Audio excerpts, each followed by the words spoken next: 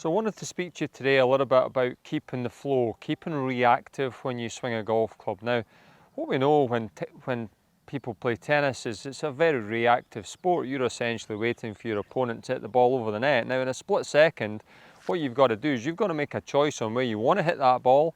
You've got to adjust your body accordingly, and then you've got to swing that racket in the correct manner to be able to play the shot that you're looking to play. Now, that all happens so quickly. Now, the difficulty with golf is the golf ball sitting on the ground.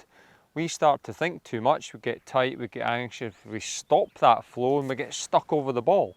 The best success I tend to have with golfers is when we make sure there's a real good flow between making these decisions. So what we've got to try and do is we've got to try and speed that process up. So what I'd really encourage you all to do is, what sort of shape am I hitting?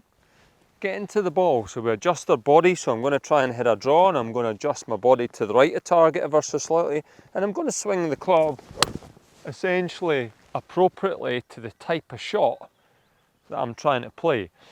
Now, if I'm trying to play the other shot, if I'm trying to play the fade, again, I'm going to think, what's the fade shot look like? I'm going to get into the ball.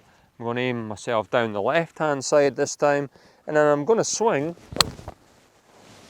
When I make a different type of movement, the brain's going to work that out for you. It's going to understand what you need to do with the club face to make that happen.